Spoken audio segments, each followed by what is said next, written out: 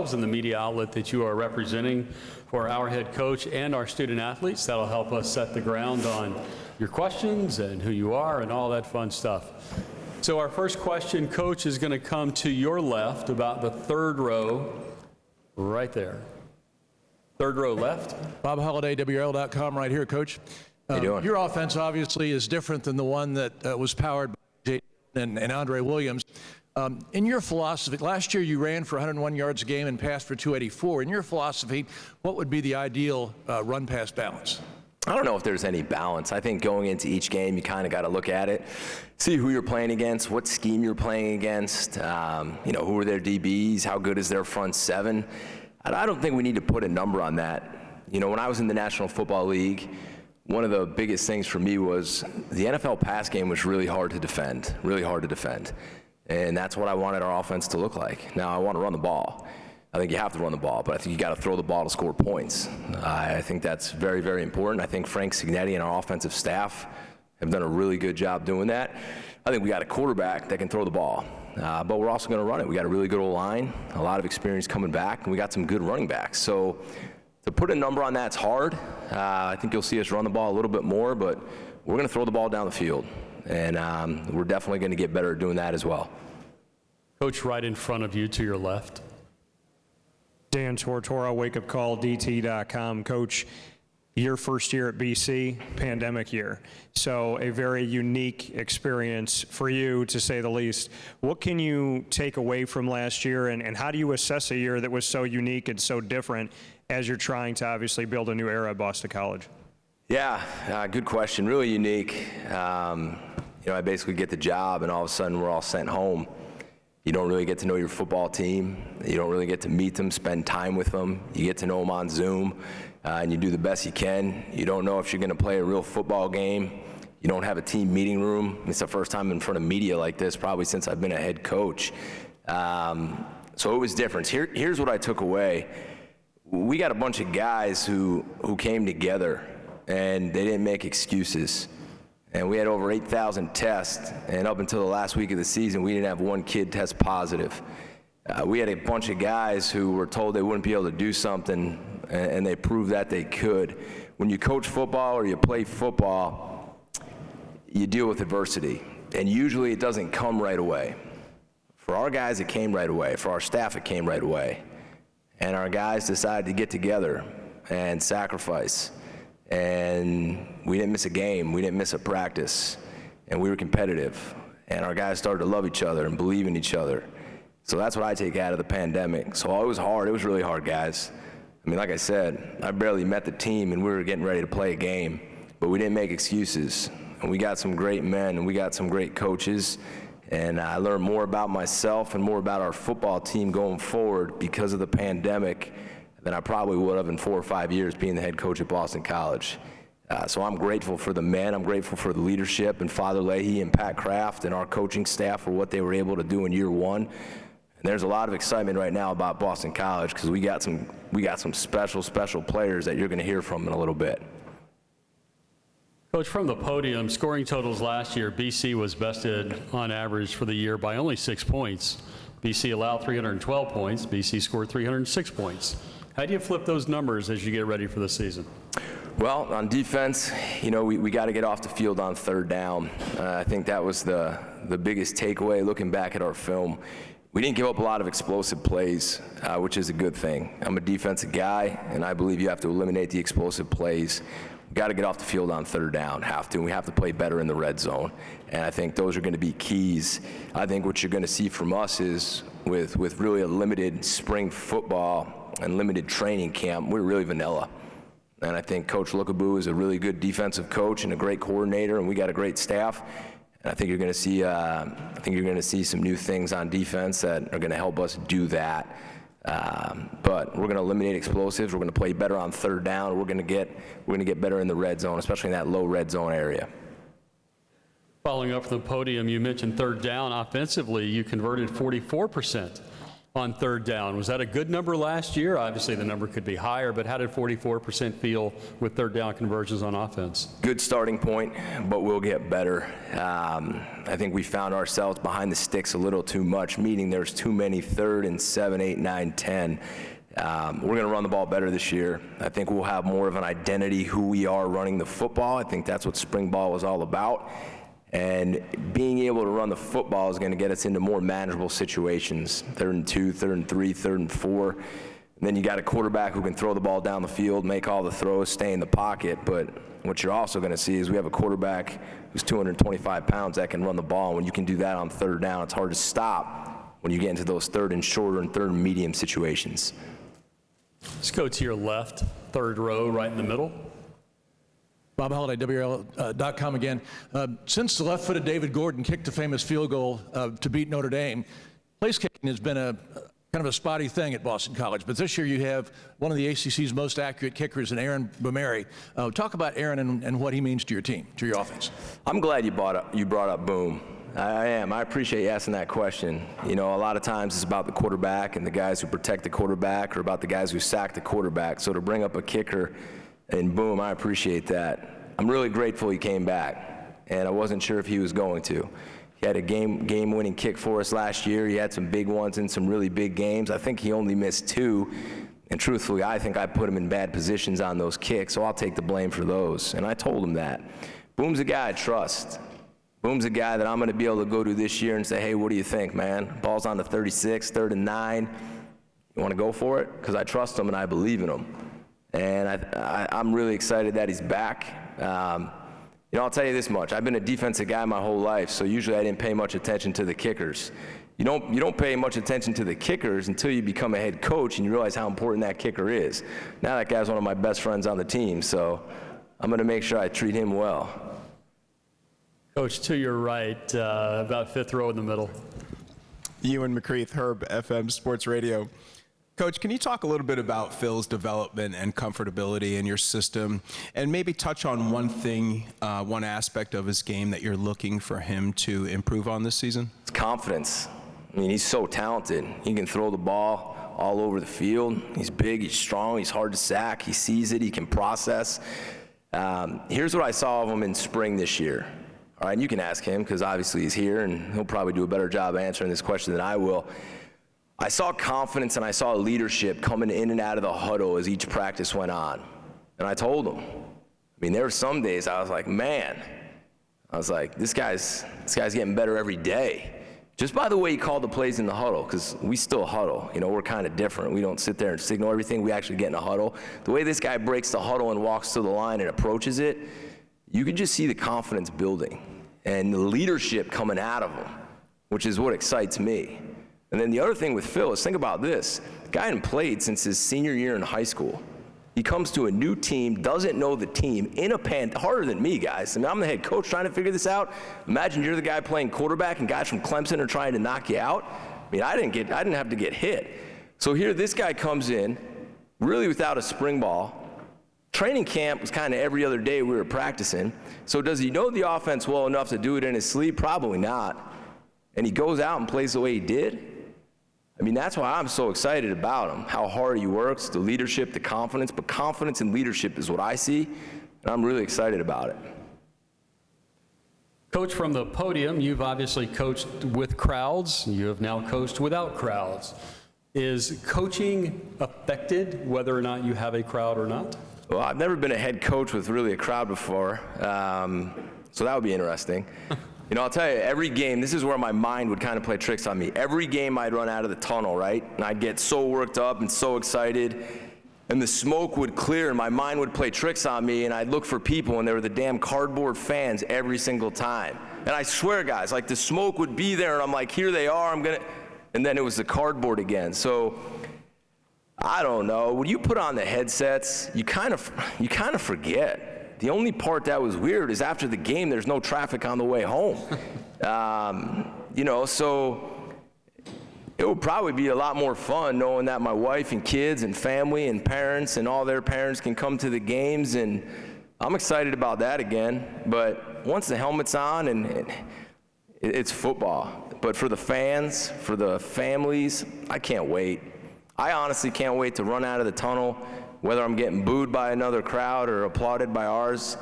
It's one of the reasons I wanted to come back to college football. Just the atmosphere I'm really excited to be a part of again. Last question from the podium, then we'll let you go. Boston College women's lacrosse won their first national title earlier this year. What does that national championship do for not only the athletics department, but the side benefits for football? I think it means so much to the university and what Acacia was able to do.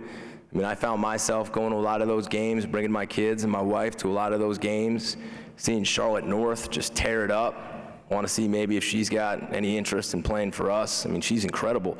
But it means so much, and it shows what we can accomplish at such a great university. So congratulations to them and all that they've done, all the notoriety that they've brought, and I think our guys got behind them.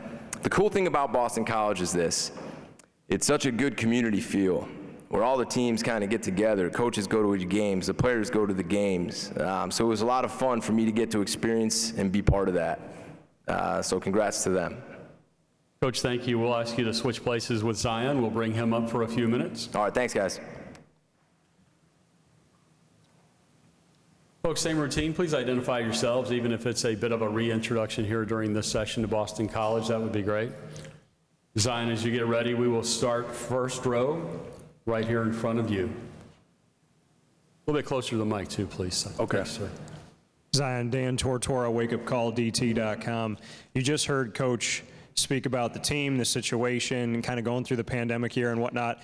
What was the craziest part for you to go through this past, year and a half? And what was cardboard? I mean, how did you take the cardboard fans and everything else that was out there? And what are you looking forward to the most? I mean, I would have to say, for me, my family usually goes to every game. I mean, they did in 2019, and with the pandemic last season, they weren't really able to go to as many games. We had the cardboard fans, and that can actually affect you. But I also think that our team did a great job of handling that and making the sacrifices necessary to go out and win when we needed to. And even with the cardboard fans, I think that our guys did a great job of sparking that inner fire to go out and play to their maximum potential. So. Zion, from the podium here, in your practices with Phil behind you, what's it like blocking for him? What's the dynamic nature of Phil being a leader? How well do you guys jive with each other? I mean, it's awesome. Phil's a great leader. He's a great player. He's talented. He's a great guy. It's really awesome blocking for someone even if everything's not perfect, he can scramble out the pocket and make something work and throw a bomb down the field. And especially as a leader, he's grown as a leader. Just coming here last year, now he's a big voice in our locker room, and we love having him. To your left, about the third row. Bob Holliday, WRL.com, Zion. Your offensive line has 126 aggregate starts. How will that extra, and of course you went through, as you described earlier, some unusual situations in the pandemic. Last year, Phil was under heat a little bit. He wasn't, the most sacked quarterback in the league, but I think he was sacked 2.5 times a game. How will the extra experience help you keep this guy over here standing up? Oh, the experience will definitely help us. I think last season, with the new offense and the new scheme, we weren't really masters of our scheme yet. We're still learning. We had guys moving positions, but this season we're ready to come out and keep Phil upright, and we're going to make sure that we do that. Alec in his next year, he's gotten so much better through the spring in every aspect. Ben's been doing a great job. Christian Mahogany, he's a young guard, and he's doing a great job as well. And let's not forget Tyler. I mean, he's been doing a great job getting better as a run blocker, as a pass blocker, as a leader. And I think that's the biggest thing we've seen. A lot of our guys up front, whether it's Christian, Alec, Ben, Tyler, or even some of the young guys, are becoming better leaders, not just to themselves, but to other people on the team, and they're leading other leaders. And that's what we need in order for us to take that next step next year. Zion, thank you. How about you switch places with Phil, and we will make sure he stays upright, and to the podium we go. It's a great goal for an offensive lineman to keep the quarterback upright. Same routine for Phil. Questions from the room? Phil, we'll start to your left right here in the front row. Phil, Dan Tortora, wakeupcalldt.com. Offensive coordinator Frank Signetti, just what you can say about what he's done with this offense and how you kind of describe his leadership and the plan that he's putting forward as you step into 2021. Coach Signetti's been great. He's had so much experience in both college and the NFL, and so what he brings to us is an NFL scheme, really an NFL style, which I think makes us a little bit different than every other team in the ACC. With that, it comes a learning process, so that's taken some time for us, but now that we're in year 2, he's really guiding us, and we're feeling a lot more comfortable with it. Phil, to your right, fifth row. Ewan McCreath, Herb FM Sports Radio. Phil, you have one of the more dynamic playmakers in the country on the outside in Zay Flowers. Can you talk about how your relationship continues to blossom and what your expectations are for you guys this year? Yeah, Zay's been my locker roommate since I came to BC, and so I've known him from the start, and just being able to talk to him every day, he's driven and just such an exceptional talent. I've really never seen somebody be able to stop on a dime like he is, and how fast and explosive at the same time. He's so impressive. Phil, to your left, third row. Bob Holliday, WRL.com. Hunter Long made a lot of great catches for you, clutch catches last year, and he's obviously gone on to the next level. You said you have Zay coming back, you have Jalen back. Talk about the receivers that you have, the options you have in this wide open passing game, and what the extra year of preparation will mean to building the chemistry. We have so many weapons. Kobe White didn't play last year, but he was the most productive receiver for BC the years prior. So we have him back. C.J. Lewis, Jalen Gill, Zay Flowers. We have transfers. Trey Berry from Jacksonville State and Alec Sinkfield from West Virginia to go along with our other running backs. So I don't know. We just have so many options. I know everybody's going to want the ball, but it's going to be fun just to see the different personnel groupings we can go with, and just all the different options that we have. Phil, from the podium, take us into the mind of a quarterback. You had 5 interceptions last year. How do you process an interception? What do you do with it? How do you move on? What's your thought process? Well, really have to start with the coaches, Coach Signetti and Coach Hafley. I remember I threw a terrible pick just into double coverage against Duke first game, and I come off, and Coach Hafley just like, hey, forget about it, on to the next one. And that's kind of their view on it, like, we're just going to let it loose and go out there and play, have fun, play free. Don't be worried about making mistakes. Don't be afraid to lose. So that's the mindset that we try to keep. Thank you. We'll go back out into the room to your left, the gentleman standing right there. Hey, Phil. John Eads with Orange Fizz. You played behind a couple of great offensive lines at Notre Dame and now Boston College. What have you noticed at those 2 spots? Is it more of the coaching there, or is it more of the intangibles with the players and then what the coaches see on the recruiting trail? The O-line, they're kind of like a cult on the team, the way that they stick together, but it's awesome. They're so tight, and you can tell they care so much about each other. It's a little different position than anywhere else because of how you have to work together. But the O-linemen, I love them. They're really close at BC, and they're all veterans. I mean, Zion up here, to go along with the 4 other guys, they're all veterans, and they're nasty guys. So I'm just excited to see what they can do now that it's year 2 under this new scheme. Bill, thank you very much. You can trade spots now with Marcus. Thank you. You're welcome.